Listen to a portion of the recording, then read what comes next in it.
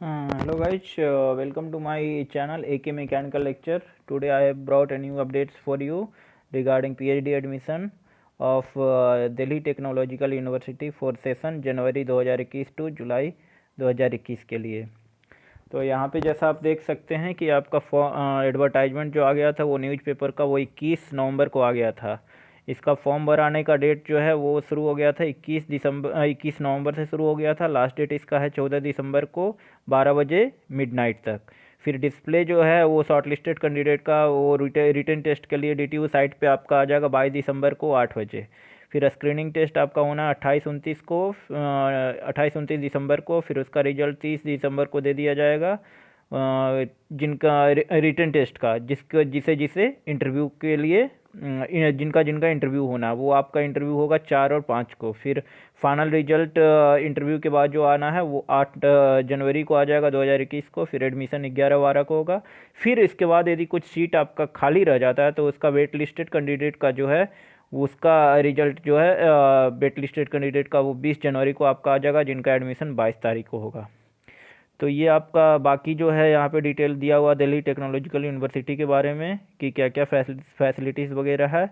अब यहाँ पे देख सकते हैं कैटेगरी, तो इसमें कितने कैटेगरी है टोटल, आपको 4 कैटेगरी मिल जाएगा PhD का, जिसमें एक हो जाता है फुल टाइम रिसर्च स्टूडेंट और कैंडिडेट। यदि मतलब कोई बाहर के कॉलेज से बाहर किसी अदर NIT IIT या गवर्नमेंट यूनिवर्सिटी प्राइवेट यूनिवर्सिटी से उनका MTech है और वो अप्लाई करना चाहते हैं वहाँ पे दिल्ली टेक्नोलॉजिकल यूनिवर्सिटी में फुल टाइम वहाँ पे रह के कैंपस में, तो वो आ जाएंगे इस कैटेगरी में फुल टाइम रिसर्च स्टूडेंट और कैंडिडेट में। उन्हें क्या है, उनको फेलोशिप प्रोवाइड किया जाएगा जो MHRD के द्वारा फिक्स है आपका 31,000 और 35,000 लास्ट 31,000 स्टार्टिंग का 2 साल है, फिर लास्ट के 3 साल 35,000 मिलता है। फिर सेकेंड आपका पार्ट टाइम स्टूडेंट या कैंडिडेट इसमें आ जाते हैं जो कहीं वर्क कर रहे हैं, तो वो अपना PhD वर्क को कंटिन्यू करना चाहते हैं तो वो पार्ट टाइम में आ जाएंगे। फिर कुछ एक हैं जो R&D प्रोजेक्ट के थ्रू PhD करेंगे, जैसे इसमें क्या है project staff under project sponsored by DST UGC और एनी गवर्नमेंट एजेंसी। यदि इनके द्वारा कुछ प्रोजेक्ट दिया गया है DTU में तो उसके थ्रू भी कुछ लोग हैं जो PhD करते हैं, तो वो ये थर्ड कैटेगरी में आ जाएंगे। और फोर्थ कैटेगरी में आपका DTU का जो परमानेंट एम्प्लॉय है वो करना चाहता है तो इसमें फोर्थ कैटेगरी में आ जाएगा।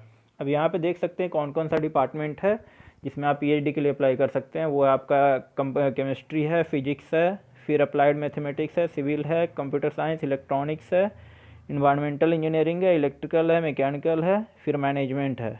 उसके बाद इंफॉर्मेशन टेक्नोलॉजी है। फिर ये USME है। USME में आपका 3 कैटेगरी हो जाएगा।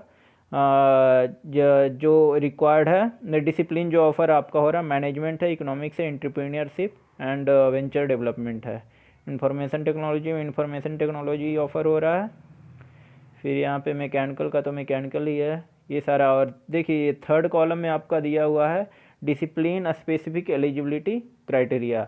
जैसे अप्लाइड मैथमेटिक्स में आपका मैथ वाले या मैथमेटिक्स कंप्यूटिंग वाले आपका अप्लाई कर सकते हैं, तो उसके लिए क्या चाहिए, MSc चाहिए उनका, या आर्ट्स वाले भी कर सकते हैं अप्लाई जिनका 55% मार्क्स हो एज डिटरमाइंड बाई DTU। फिर मैथमेटिक्स कंप्यूटिंग वाले के लिए भी वही है आपका कि बैचलर डिग्री BE-BTech होना चाहिए और ME या MTech होना चाहिए 55% मार्क्स से।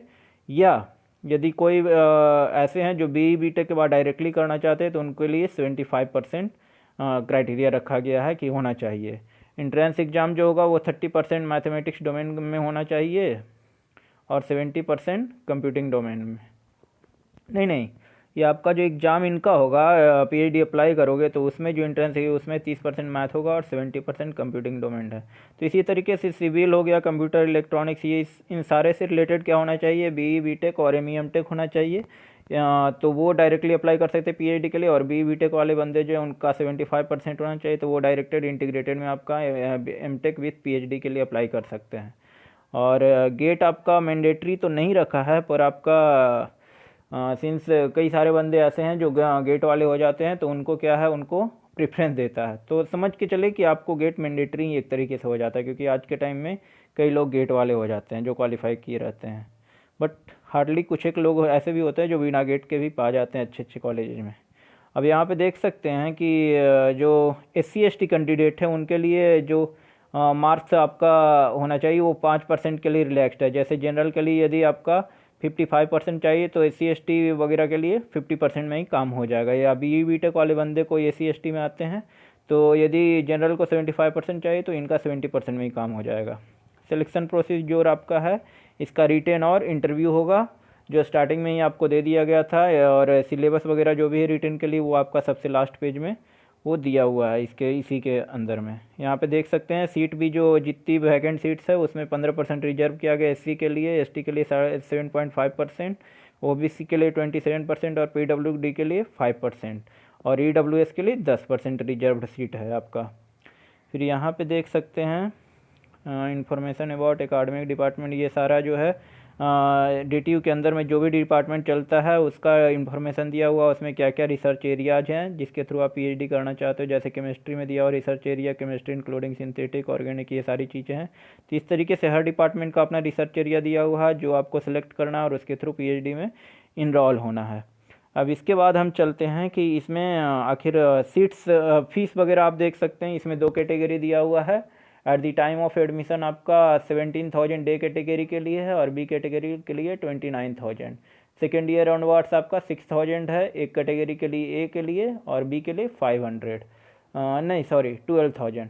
यहाँ कैटेगरी A और B में कौन कौन आ जाएंगे तो यहाँ पे दिया हुआ है कि teaching, non teaching staff, academic staff of DTU university, जिसमें टीचिंग और नॉन टीचिंग एकेडमिक स्टाफ आ जाएगा जो दिल्ली कॉलेज ऑफ इंजीनियरिंग में वर्क कर रहे हैं, and officers of department of technical and higher education government of city of Delhi, ये कैटेगरी A में आ जाएंगे। और प्रोजेक्ट स्टाफ भी आ जाएंगे जो PhD परस्यू करना चाहते हैं वो कैटेगरी A में आ जाएंगे। बाकी अदर जो full time part time candidate है वो B कैटेगरी में आ जाएंगे। अब इसमें एक फ़ायदा ये है कि आप यदि एडमिशन के बाद आप विड्रॉ करना चाहते हैं, एडमिशन आपका कैंसिल कराना चाहते हैं तो 100% हो जाएगा यदि आप 19 जनवरी के या 19 जनवरी से पहले आवेदन कर देते हैं, एप्लीकेशन इनरोल कर देते हैं कि मैं एडमिशन अपना कैंसिल कराना चाहता हूं। और 20 और 25 जनवरी तक करते हैं तो 80% आपका रिफ़ंड हो जाएगा। 26 जनवरी से 31 जनवरी तक 50%, उसके बाद एक भी अमाउंट आपका रिफ़ंड नहीं होना है। और उसके बाद जो भी आपका कैटेगरीज वगैरह है OBC SC ST उसका बाकायदा आपको जो भी है उसका सर्टिफिकेट आपको बनवा के रखना है, क्योंकि at the time of admission वो आपको ज़रूरी है। यहाँ पे लिखा हुआ भी original document to be submitted for verification at the time of admission, printed copy of online registration application. जो फॉर्म भरोगे तो लास्ट में एक एप्लीकेशन फॉर्म आएगा जिसमें सारा डिटेल जो आपने फिल किया वो पूरा उसमें दिया रहेगा, तो वो आपको रखना है। फिर all the semester marksheet, grade card, provisional degree certificate beginning from first degree towards the proof of qualification.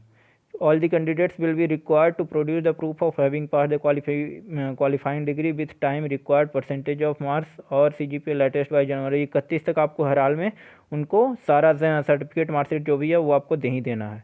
फिर कास्ट सर्टिफिकेट भी चाहिए। फिर ऑथोराइज डॉक्टर सर्टिफिकेट, यदि कोई PWD फिजिकली डिसेबल्ड कोई पर्सन है तो उसका भी एक डॉक्टर से ऑथोराइज डॉक्टर से सर्टिफिकेट बनवा के वो भी आपको जमा करना पड़ेगा। फिर कॉपी ऑफ गेट स्कोर और original UGC JRF net CSIR कोई भी एग्जाम इसमें से क्वालिफाई किए हैं तो वो आपको एक चाहिए। इसमें डेट ऑफ बर्थ प्रूफ चाहिए, 2 पासपोर्ट साइज रिसेंट फ़ोटोग्राफ चाहिए। ये सारी चीज़ें हो गया।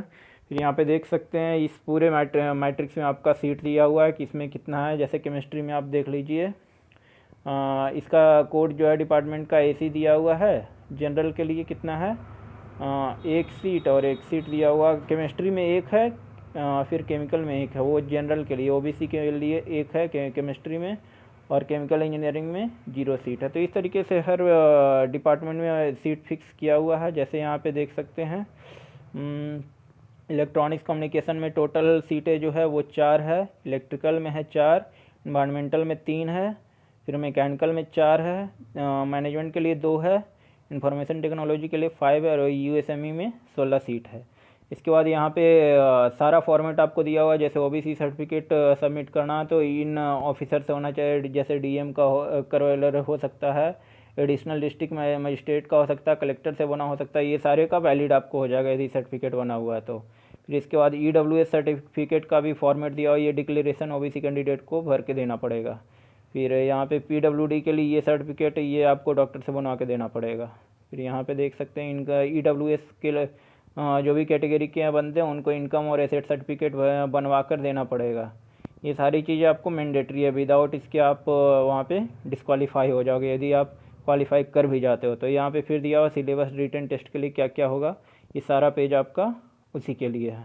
हर डिपार्टमेंट का अपना अपना सिलेबस है, इसी से आपका क्वेश्चन जो है वो पूछा जाएगा। तो ये आपका पूरा डिटेल हुआ इसके लिए। यदि आपको वीडियो हमारा अच्छा लगा हो तो प्लीज़ लाइक कर देना, कमेंट कर देना, शेयर कर देना और सब्सक्राइब तो कर ही देना, क्योंकि बहुत मेहनत लगता है बनाने में भाई। तो धन्यवाद, आपका दिन शुभ हो।